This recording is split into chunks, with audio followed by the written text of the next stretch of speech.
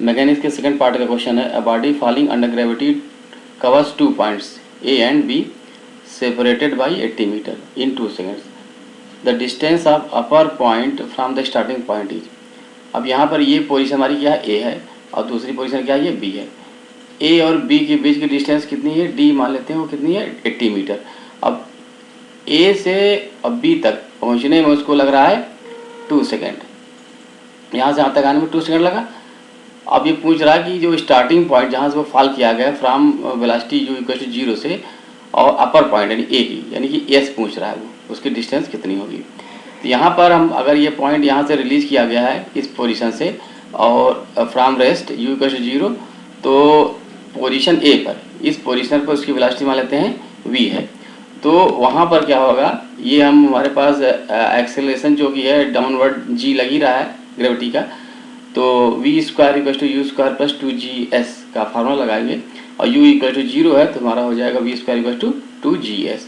अब हम आगे बढ़ेंगे यहाँ d के लिए। अब ये जो बाल है वो v वेलोसिटी से नीचे आ रहा है, इनिशियल वेलोसिटी इस पोजीशन पर है, और फॉल कर रहा है d डिस्टेंस 2 सेकेंड्स में यहाँ पर। तो जो फार्मूला यूज होगा हमारा s equal to u t plus half g t square. तो यहाँ पर s क्या है, मतलब डिस्टेंस ट्रेवल क्या है, d है, और स्टार्टिंग जो वेलोसिटी है v है, और टाइम टेकन t जो कि 2 सेकंड है, 1/2 जी टी स्क्वायर। अब v की वैल्यू यहाँ से ले लेंगे हम, कितनी है, v स्क्वायर है 2gs, तो v हो जाएगा √2gs into T plus half g into 2 का स्क्वायर हो गया। तो इसको सॉल्व करेंगे तो यहाँ पर आ जाएगा √2 इंटू 10, यहाँ पर ये 2gs की वैल्यू पर हम g की वैल्यू रख देंगे 10 मीटर पर स्क्वायर दिया है इसमें क्वेश्चन में, और यहाँ पर g इंटू मतलब 4 सॉल्व करेंगे 20 आ जाएगा। तो इसके बाद 2 इंटू ये हमारा s इक्वल टू 45 मीटर आ जाएगा। तो यस जो क्वेश्चन पूछ रहा है उसका आंसर हो जाएगा 45 मीटर। नेक्स्ट क्वेश्चन है, a ring and a solid sphere roll down on the same inclined plane without slipping. They start from rest, the radii of both the bodies are identical and the ratio of the kinetic energy is 7/x where x is. अब यहाँ पर inclined plane same है, उसी plane पर दोनों ring और sphere वो role कराया जा रहा है, दोनों सेम ही प्लेन पर कराया जा रहा है। तो और दोनों का रेडियस भी सेम है, दोनों आइडेंटिकल है, मतलब कि ये मान लिया जाए कि दोनों का शेप बस वो एक रिंग है एक स्फीयर है, m मास का दोनों है, दोनों का रेडियस सेम है। तो रेडियस सेम होने से क्या हुआ कि जो सेंटर ऑफ ग्रेविटी है वो फ्रॉम इनिशियल पोजीशन मतलब फ्रॉम द रेफरेंस लाइन वो सेम रहेगी, h मान लेते हैं h। तो इनिशियल पॉइंट पर उसका जो पोटेंशियल एनर्जी होगी क्या होगी, mgh, दोनों के लिए इक्वल होगी, क्योंकि दोनों आइडेंटिकल है, दोनों का मास सेम m, दोनों में ग्रेविटी g सेम लग रही है, और दोनों की जो सेंटर ऑफ ग्रेविटी है और ग्राउंड से उसके हाइट कितनी h है, दोनों सेम इंक्लाइन प्लेन पर हैं। और जब वो रिलीज किया जा रहा है उसमें उन दोनों की वेलोसिटी कितनी है, 0 है। तो टोटल जो sum of kinetic energy and potential energy दोनों का क्या रहेगा, mgh, दोनों का सेम रहेगा, इक्वल। जब वो फॉल करेंगे तो उसके बाद ratio of kinetic energy is, अब यहाँ किसी पॉइंट में यहाँ पर जब दोनों एक साथ गिरेंगे, क्योंकि दोनों का ग्रेविटी सेम है, इंक्लाइन प्लेन सेम है, सब कुछ सेम होने का मतलब क्या होगा कि दोनों की जो जब जैसे यहाँ पर है दोनों एक साथ आएंगे, तो दोनों में जो पोटेंशियल एनर्जी जो ड्रॉप आएगा वही कन्वर्ट हो जाएगा काइनेटिक एनर्जी में। और जब दोनों का ड्रॉप इनिशियल एनर्जी दोनों की सेम है तो दोनों का ड्रॉप ही सेम आएगा। जब ड्रॉप सेम आएगा तो दोनों की काइनेटिक एनर्जी भी सेम ही होगी, जो कि equal to drop of potential energy हो जाएगी। तो अगर दोनों की सेम हो जाए पोटेंशियल काइनेटिक एनर्जी, किसी भी पॉइंट पर दोनों की काइनेटिक एनर्जी सेम होगी, तो उनका रेशियो भी 1 ही आएगा। तो यहाँ पर 7/x दिया है, तो x की वैल्यू कितनी हो जाएगी, x की वैल्यू हो जाएगी 7।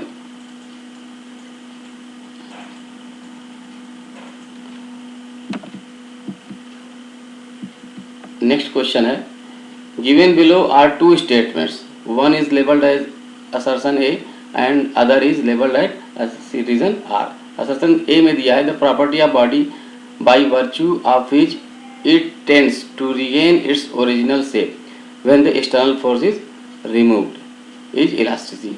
मतलब ये पहला जो दिया स्टेटमेंट कि किसी भी बॉडी को अगर हम फोर्स के द्वारा उसको रिफॉर्म करते हैं तो वो अपने, अगर वो एक्सटर्नल फोर्स हटा दिया जाए तो फिर से वो अपने ओरिजिनल पोजीशन को रीगेन कर लेता है, regain its original position, original shape when the external force is remove. तो ये इसको क्या बोलते हैं, इलास्टिसिटी हो गई। जैसे कि रबर हो गया, कोई भी है, इलास्टिसिटी प्रॉपर्टी मटेरियल की है। अब इसमें सेकंड क्या रीजन दे रहा है इसका, the restoring force depends upon the bonded inter atomic and intermolecular force of the solid. तो जो इलास्टिसिटी की जो प्रॉपर्टी है वो मटेरियल टू मटेरियल डिफरेंस करती है। सभी में इलास्टिसिटी की प्रॉपर्टी होती नहीं है, और कम या ज़्यादा किसी में बहुत अच्छा इलास्टिसिटी होती है, किसी में कंपेरेटिवली कम होती है। तो वो सब कुछ डिपेंड करता है मटेरियल पे। मटेरियल, अब मटेरियल में क्या है, मटेरियल में है तुम्हारा एटम्स, मॉलिक्यूल्स, उनमें जो बॉन्डिंग एनर्जी, बॉन्डेड जो मॉलिक्यूलर फोर्सेस हैं, वो सब कुछ डिपेंड करते हैं उसको, उसकी इलास्टिसिटी को करने के लिए। इलास्टिसिटी कितना इलास्टिसिटी है वो मटेरियल। तो यहाँ पे जो रीजन दिया है और जो स्टेटमेंट ए है वो रीजन परफेक्टली उसको फुलफिल कर रहा है। तो यहाँ पर ये हो जाएगा कि reason assertion A is correct and reason is the correct explanation of A. Next question है, given below are two statements, वही स्टेटमेंट असर्शन रीजन का क्वेश्चन है।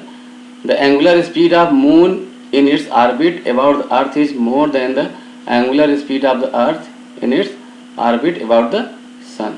Okay, the moon takes less time to move around the earth than the time taken by the earth to move around the sun. ठीक है। अब यहाँ पे angular speed है क्या, एंगुलर स्पीड क्या है, रेडियन पर सेकेंड, जो कि अगर हमारा अगर सर्कुलर मोशन में है तो टोटल जो उसका टाइम पीरियड होगा, मान लो टी है, तो टाइम पीरियड टी कहने का मतलब क्या हुआ कि उसमें जब ये पूरा एक सर्किल पूरा करने में जो टाइम टेकन है वो कितना हो जाएगा, टी हो जाएगा। तो टी हो गया। अब उसमें जो एंगल ट्रेवल्ड है कितना हो जाएगा, 2 पाई। तो एंगुलर वेलोसिटी कितनी हो जाएगी, 2 पाई अपॉन टी। ये तो फार्मूला है भी, लेकिन इसको समझना यहाँ पे जरूरी है कि 2 पाई पूरा एक रोटेशन करने में टाइम लगा है टी, और रोटेशन में जो एंगल ट्रेवल्ड है वो है 2 पाई। तो ओमेगा हो जाएगा 2 पाई बाई टी। अब यहाँ पर मून और सन की बात कर रहा है। तो पहला स्टेटमेंट जो दिया, the angular speed of moon in its orbit about earth is more then. अब यहाँ पर मून की रोटेशन की बात करें तो मून का जो रोटेशन टाइम पीरियड है around the earth is 28 days है। 28 डेज में मून एक रोटेशन पूरा करता है अर्थ के चारों तरफ, तो टाइम पीरियड होगा टी, जबकि जो एंगल ट्रेवल्ड होगा वो 2 पाई होगा। अब यहाँ बात करें अर्थ के रोटेशन की अराउंड द सन, तो उसका जो टाइम पीरियड है वो हमारा है 365 डेज। 365 डेज में अर्थ सन के चारों तरफ एक टाइम पीरियड पूरा करती है, और दोनों का जो एंगुलर डिस्टेंस है वो 2 पाई का 2 पाई है। तो यहाँ कहने का मतलब ये है कि जो मून का ओमेगा होगा वो 2 पाई अपॉन 28, और अर्थ का ओमेगा होगा 2 पाई अपॉन 365 डेज। तो ये पहला स्टेटमेंट कह रहा है कि the angular speed of moon is in its orbit is about the earth is मोर, मतलब अर्थ का मून का जो एंगुलर स्पीड होगा वो सन के एंगुलर स्पीड से ज़्यादा होगा, जो कि सही है। और इसका रीजन क्या दे रहा, the moon takes less time to बात, वही चीज़ है, टाइम पीरियड अगर लेस होगा, जब टाइम पीरियड लेस होगा तो एंगुलर स्पीड ग्रेटर हो ही जाएगी, क्योंकि 2 पाई अपॉन टी है, रेसिप्रोकल है। तो यहाँ statement A is correct and reason is correct explanation of statement A. Both A and B are correct and B is the correct explanation of A, यही सही है। Area of contact and independent of materials. तो इस statement में ये कहा जा रहा है कि जो स्टैटिक फ्रिक्शन है वो कॉन्टैक्ट एरिया पर डिपेंड करता है और इंडिपेंडेंट ऑफ मटेरियल पर डिपेंड नहीं करता है। जबकि स्टैटिक फ्रिक्शन है क्या, जब भी कोई बॉडी मूव नहीं कर रही हो और उसमें फोर्स अप्लाई किया जाए तो उस कंडीशन पर एक फ्रिक्शनल फोर्स अप्लाई होता है, opposite direction of applied force, और वो लिमिटिंग कंडीशन के पहले तक अप्लाई फोर्स के बराबर होता है। तो उस कंडीशन में जब अप्लाई फोर्स के बराबर होता ही है, उस कंडीशन में वो न तो कांटेक्ट एरिया पर डिपेंड करता है और इनडिपेंडेंट ऑफ मटेरियल्स। तो मटेरियल में कोई जिक्र नहीं है, सिर्फ ये लिमिटिंग फोर्स के पहले तक स्टैटिक फ्रिक्शन सीधे सीधे अप्लाई फोर्स के बराबर रहेगा।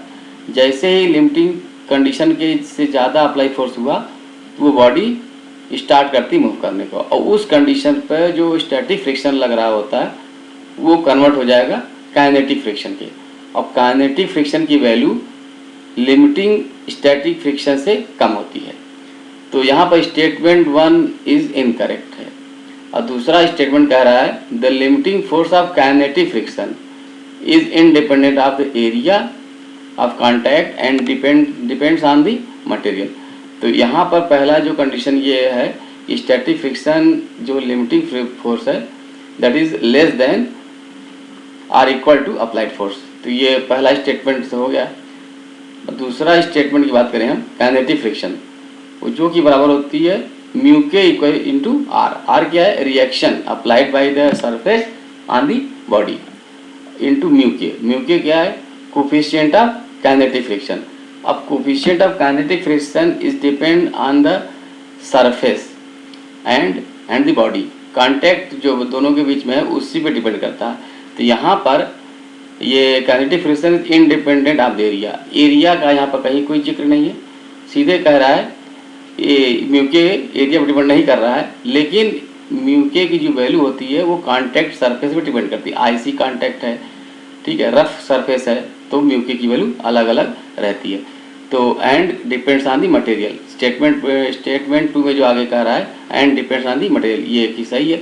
यानी statement 2 is correct and statement 1 is incorrect. A is incorrect and B is correct. Next question है गिवन बिलो आर 2 स्टेटमेंट्स का क्वेश्चन है, भी असर्शन रीजन का है। A vernier calliper if positive zero error exist then while taking measurement the reading taken will be more than the actual reading. हाँ ठीक, पहला statement क्या है? जीरो एरर है क्या यहाँ पर? पहली बात जीरो एरर ये है कि जब भी हम कोई मेजरमेंट ना कर रहे हों और उस कंडीशन पर हम कैलिपर के दोनों जा को अगर हम एक साथ मिला दें तो उस कंडीशन पे क्या होना चाहिए? मेन स्केल और वर्नियर स्केल दोनों का जीरो कोई मतलब कॉन्साइड करना चाहिए, एक के ऊपर एक होना चाहिए, एक मतलब एक लाइन पर होना चाहिए। अगर ऐसा नहीं है तो उसमें यानी कि कुछ रीडिंग पहले से होगी, या तो वो पॉजिटिव रीडिंग देगा या तो निगेटिव रीडिंग देगा। तो उसके कंडीशन में क्या हुआ? अगर वो पॉजिटिव रीडिंग दे रहा है तो वो हो जाएगा हमारा पॉजिटिव जीरो एरर। अगर निगेटिव रीडिंग दे रहा है तो निगेटिव जीरो एरर हो जाएगा। मतलब अगर हम कोई मेजरमेंट करेंगे तो अगर पॉजिटिव जीरो एरर है और मान लो कि उसका ओरिजिनल वैल्यू आ रही है 9.5 सेंटीमीटर, तो ड्यू टू पॉजिटिव एरर, क्योंकि पहले से ही वो जब जीरो था उसी समय वो 0.01 दे रहा है तो ज़्यादा देगा, इसलिए हो जाएगा ये पॉजिटिव जीरो एरर। इसी तरह से निगेटिव जीरो एरर की बात है। तो स्टेटमेंट 1 इज करेक्ट है। The zero error in vernier calipers might have happened due to manufacturing defect or due to rough handling। ये सही है। अगर उस मैन्युफैक्चरिंग फॉल्ट है पहले से ही है तो जीरो एरर हो सकता है, या मिस हैंडलिंग से भी जीरो एरर पॉसिबल है। तो assertion A is correct and reason is the correct explanation of A. यहाँ पर यही सही है। Both A and B are correct and B is the correct explanation of A.